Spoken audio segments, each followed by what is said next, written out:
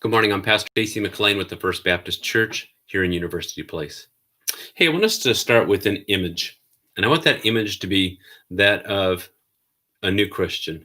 And the new Christian, they're starting the Christian life, and they're walking along a flat path, but they've come to a staircase. And as they come to the staircase, they begin to ascend the staircase, and they begin to walk up. They tend to go almost like a staircase to heaven, if you will. And as they ascend the staircase represents their holiness. So each step is one of maturity and strengthening in their holiness, growing in their sanctification. But as they go, we find that they are not alone. And there are other people that are with them, other Christians who are walking along with them. And those other Christians, sometimes they're with them for a short amount of time. Sometimes they're there for a long amount of time. But as they're with them, what we find is that they don't always agree. And sometimes those disagreements lead to conflict. They lead to struggles with one another. And as they're on this staircase, what we find is that when we're in arguments, we don't care to lose so much. And so we tend to try to exert ourselves. We try to show that the other person is wrong. And what happens is somebody puts out a hand, puts it on the chest of the other person and pushes them down one step and says, see, I'm one above you. Well, obviously the person who just got pushed down is not going to care for that so much. So they reach up and they grab you by the lapels and they pull you down, not only to the step which they are currently on, but to the step below them, because they want to say, no, I am above you. And what happens then, here you are on the staircase to heaven, if you will, and they are grappling with one another and they're stumbling and bumbling down the stairs. Now, it has been my experience that most arguments that you have, they're not about the great philosophical things. I find that many of the great arguments which we have within the Christian life are about small things, pathetically small things even. One of the good examples I'll give you is there was a couple that used to lead my youth group when I was a teenager. They were a relatively newly married couple. Sweet people. His name was Doug. Her name was Jeanette. And these sweet people were telling us about their first fight, which they had, which I must have thought it was pretty interesting because, I mean, it's many, many years later and I still remember it. But their fight was over a bag of potato chips. And there they were in the midst of the grocery store. And because they were newly married, they didn't have a whole lot of money. And I think he wanted the chips and she didn't want the chips. And one thought they could afford it. One thought they couldn't afford it. And so there they were, the newlyweds, and they got in this big fight in the middle of the grocery store. And it's like two people on the stairway to heaven, and they're hooked up together, and they're stumbling and bumbling down the stairs. And the only way for this to stop, ladies and gentlemen, is for one person to say, hey, this is crazy. It's a bag of chips. It's a small thing. We need to stop. Now let's be fair here.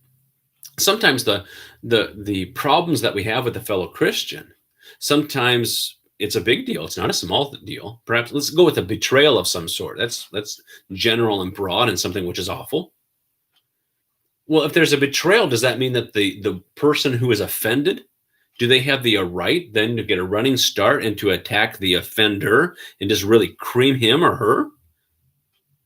Well, that might seem reasonable. And it might sound like that might be a fun thing, but I think it's a poor strategy if you're trying to keep the relationship. And I think it's a poor strategy if you wish to keep on growing in your sanctification.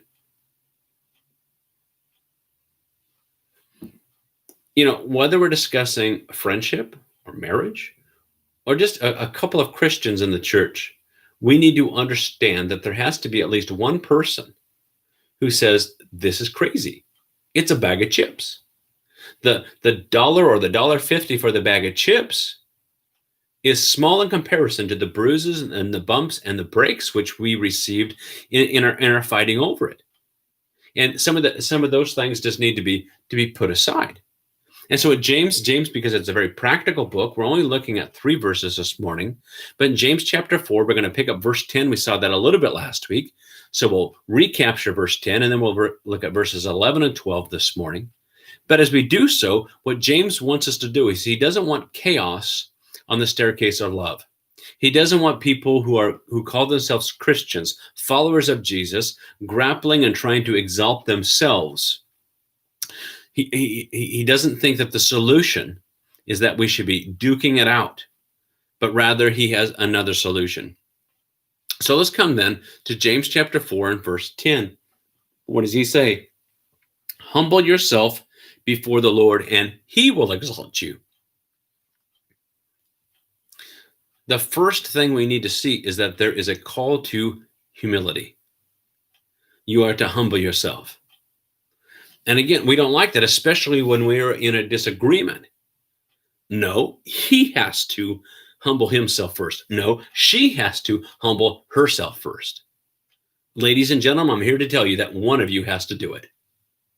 And you may not like this so much, but it's usually the person on the lower step who is going to have to humble themselves instead of the person who is on the upper step. And why is that? Because the person on the upper step thinks that they are already ahead of the game. They think they're winning. Listen, humility is difficult. And for us as Americans, it's difficult because we live in a society that loves self-promotion. We have a class of people who are famous because they are famous. We call them celebrities. These are people who haven't cured cancer. These are people who haven't walked on the moon. These are people who haven't brought peace to the Middle East. They're simply famous because they're famous. They haven't accomplished anything important. People like Paris Hilton, she's the daughter of some guy who has a bunch of hotels. Why in the world why do people listen to her? I haven't a clue. Look it up, the top 10 celebrities online, and you see these people, and you're like, why do these people have influence? I remember back a number of years ago, there was a television commercial, and there was a man, he says, I'm not a doctor, but I play one on television. And then he begins to hawk whatever he was trying to sell. Why in the world does this guy have any credibility whatsoever? He's an actor.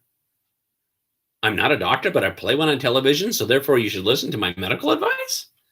How does that make any sense? But we live in a society where people promote themselves. Humility is not important, but self-promotion is. And what James says, he says, humble yourself and humble yourself before the Lord. You say, well, I don't want to humble myself before that person. Okay, fine. Let's think of it this way. Humble yourself before the Lord. Humble yourself before him. Is what you're doing, is it honoring to God? And then, when you humble yourself before him, we are told that he will exalt us. So again, it's not about self-promotion. It's not about winning every argument. It's doing the right thing and waiting on God.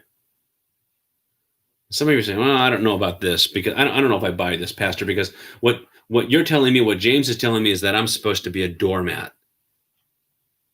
And once again, what if the argument, it's not a bag of chips? What if it's not small stuff? What if it's a big deal? What if there's an unfaithfulness? What if there's lying? What if there's hurtful things done or said? And again, as I said before, it's oftentimes the person who is on a little bit of the lower step, if you will, that is going to be the person which stops the fighting on the step. You say, well, but that's not fair. I get it, it's not fair. But it is the call of the Christian life. Keep in mind that we serve a Savior who died for 0 of his sins. 0. But he died for all of the world's sins. That's not fair. That's God's grace. That's God's mercy. Jesus said, I'll take it all. And as followers of Jesus, when Jesus humbles himself, we can go to the Philippians 2 passage. We're not going to do that. But when Jesus humbles himself and becomes a man and dies upon a cross, a brutal thing, he does so for our benefit. And so oftentimes it's the person who is more deserving who actually has to humble themselves. And why? It's because of the relationship that there's value there. Now, a little caveat. You might say, wait a second, I'm experiencing things where I'm getting abused, maybe perhaps physically or emotionally, spiritually, or, however you would like to say it, but you are truly being hurt. I'm not saying that you have to do these things alone. If you are in danger, then you get help. Okay. Then you call a friend, you call a pastor, you call the police if you need to. Perhaps there is a need of a mediator. Get some help where help is needed. Okay. But the answer is not to continue the fight on the steps. That's not the answer. So once again, what James is saying here, he says, listen, humble yourself before the Lord and he will exalt you.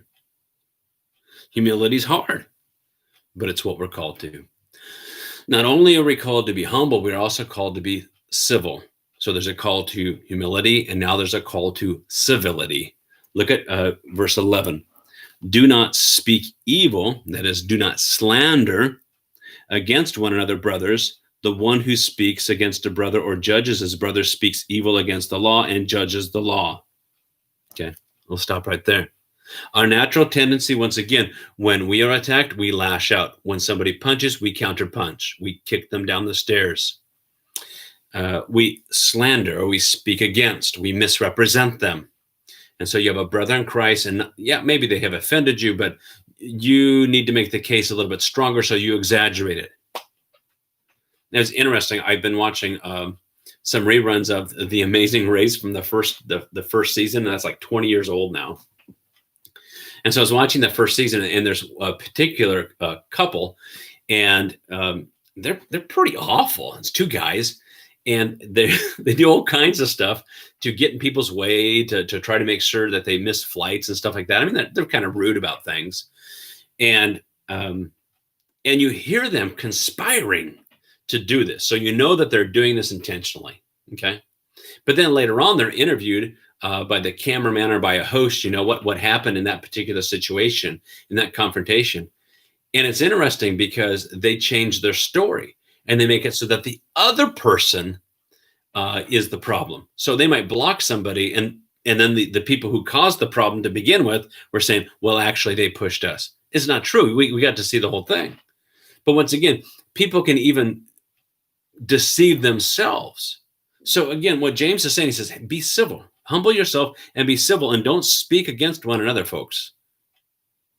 Now, when he says do not speak against one another, this does not mean that we are not to be a people who address sin, because we are. When there is sin, there is a necessity for the church, for fellow Christians to address it. So if there's a sin issue, you see somebody living in sin, you need to address that issue. Matter of fact, that's a kind and compassionate thing to do. Look what James does this already in the same chapter, James chapter 4 and verse 4. He says, "You adulterous people," and he says, "Hey, you guys are living a life of idolatry. What do you think you're doing? You can't do that. You can't do that." James is accurate here. Oftentimes people say, "Well, we're not allowed to judge anybody or say anything." Matter of fact, Jesus told us, "Judge not, lest you be judged," and so therefore we might see somebody doing something wrong, but we really shouldn't say anything. That is not what James is talking about here. He is talking about slandering people. That is exaggerating and making a case worse against them because you are trying to win an argument. In Matthew chapter 7, let's take a look at that, because I think it's important, because it's so oftentimes misunderstood and misquoted. But Matthew chapter 7, part of the Sermon on the Mount here, last chapter of the Sermon on the Mount. So Matthew chapter 5, 6, and 7. But in the 7th chapter, first verses here, Jesus says, "Judge not, lest you be judged. For with the judge not, that you be not judged. For with the judgment you pronounce, you will be judged, and with the measure you use it will be measured to you." Great. Verse 3. "Why do you see the speck that is in your brother's eye, but do not notice the log that is in your own eye? Or how can you say to your brother, 'Let me take this speck out of your eye,' when there is a log in your own eye?" Go to verse 5. "You hypocrite, first take the log out of your own eye, and then you will see clearly to take the speck out of your brother's eye." Jesus is not saying in Matthew chapter 7 that we're to be a people that see sin and say, "Oh, I can't judge, and so therefore I'm not going to say anything." No. What Jesus is saying, he's saying that we are not to be hypocritical. And so if you see somebody who has a problem, but you have that same problem, perhaps it's not up to you to take care of that. Rather, what you're to do is you're to take care of your problem first, take the log out of your eye, and then you can go and you can help that individual get the speck out of theirs. So Jesus' talk here in Matthew chapter 7 is against a hypocritical judgment. That's what he's talking about. So again, we help people when we point out sin or difficulty in their life. Look at Romans chapter 2. Romans chapter 2, verses 1 through 5, same type of idea. He says, therefore, you have no excuse, O man, every one of you who judges, for in passing judgment on another, you condemn yourselves because you, the judge, practice the very same thing. So once again, Paul is writing and saying, listen, the problem here is hypocritical judgment. Be careful there. Now let's go back to James, because there's a little bit of a difficulty here with James. It opens up this question. He says, the one who speaks against a brother or judges his brother speaks evil against the law and judges the law. Well, how so, right? I mean, that's the question. How does that work? Now, we get a little bit of an indication, scoot all the way down to the last word of verse 12. And the last word of verse 12 is the word neighbor, right? So he moves from the word brother to neighbor and gives us some sort of indication that he is talking about a law someplace which has the word neighbor in it.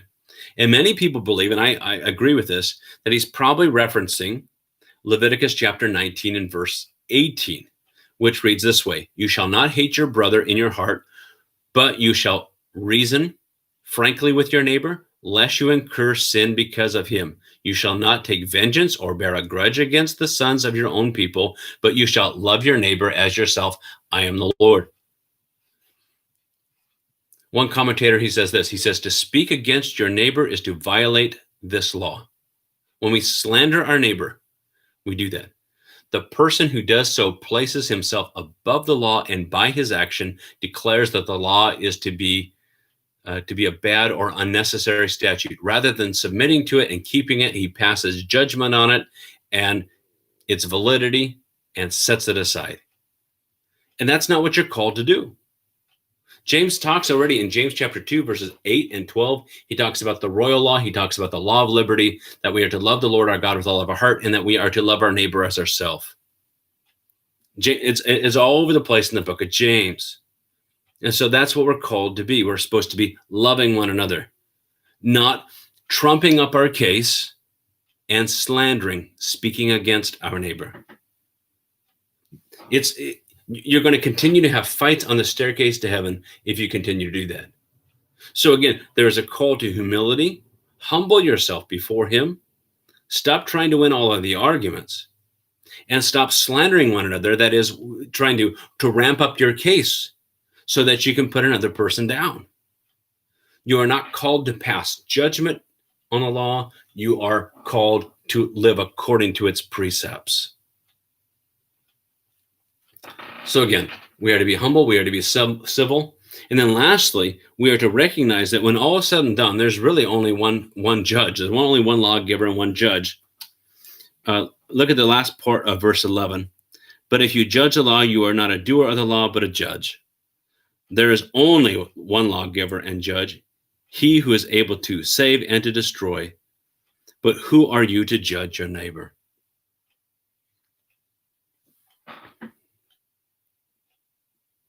Sometimes we get so disgusted with another, even fellow believer. Say, that person, he is so ridiculous. Man, he's not even a Christian. You know what? You better hold off on that, okay? There's one lawgiver, there's one judge. That's not your job. God is able to save, God is able to destroy. To speak of eternal destinations here. He's the one. That's not you. That's not your purview. That's God's prerogative. It's not your area. Who are you to judge in that? Once again, this clearly means that he's not saying that we're supposed to close our eyes to sin. We see the example in 1 Corinthians chapter 5, verses 9 through 13, where there's a man, there's some sort of, incestuous relationship which is going on in the church at Corinth, and Paul is rebuking that and says, that type of stuff can't happen there. But we are not to, so clear sin needs to be addressed. But when there are debatable issues within the church, you can't take a debatable issue within the church and say, oh, well, let's see here. I disagree with that person's opinion, and if they even hold that opinion, I'm gonna push them down. I'm even going to doubt their salvation. Again, that is not your area. Look at one more passage. Go to Romans chapter 14.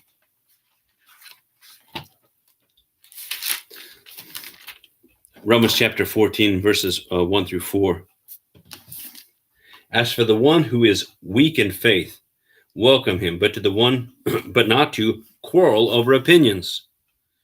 One person believes he may eat anything, while the weak person eats all vegetables.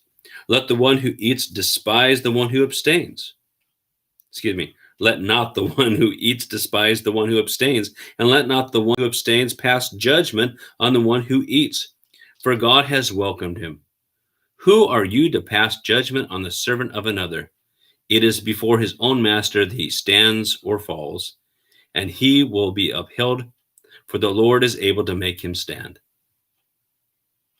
So again, as we're walking, if you will, on the sanctification stairway, and we're with fellow Christians, and we get into these arguments, may I ask you to remember humility? May I ask you to remember civility? May I ask you to remember that the person that you're talking with, disagreeing with, having a problem with, they are not your servant. They don't belong to you. They belong to God. He's the final judge on this. Okay? And again, I know that we like to win arguments. I know that we like to exalt ourselves. That's not our position. Humble yourself before him. He will exalt you. Leave it up to God. In the Proverbs, we come across such marvelous little snippets at times. Good sense makes one slow to anger, and it is his glory to overlook an offense. Ecclesiastes chapter 7, verse 9. Be not quick in your spirit to become angry, for anger lodges in the hearts of fools. It's very much in vogue in the world in which we live in today, that if we have problems, we are to shout, we are to scream, we are to take over neighborhoods. If you're going to go up to Seattle, Christian, that cannot be you. James is calling you to be peacemakers, to be humble, to be civil, to recognize that God is the judge over all. For us, once again, if we to look at James and some of the verses which preceded this, and a harvest of righteousness is sown in peace by those who make peace.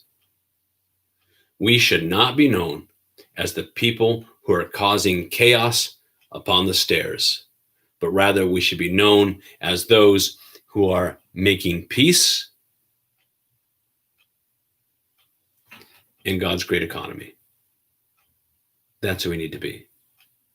That is a shining, brilliant difference in a world which, quite frankly, as I sit here today, is tumultuous and emphasizing differences and emphasizing fighting. And it's tragic. Christian, understand, you have the same faith, you have the same spirit, you have the same God. Link together, enjoy one another, and keep those small little agreements from escalating into tumbling and bumbling. Because it hurts you, and it is a mockery to God's glorious work. So James, once again, another practical lesson from him, a practical section, a call to humility, a call to a call to humility, a call to civility, and a call to recognize the judge. Once again, I thank you for being with me this morning. May God bless you.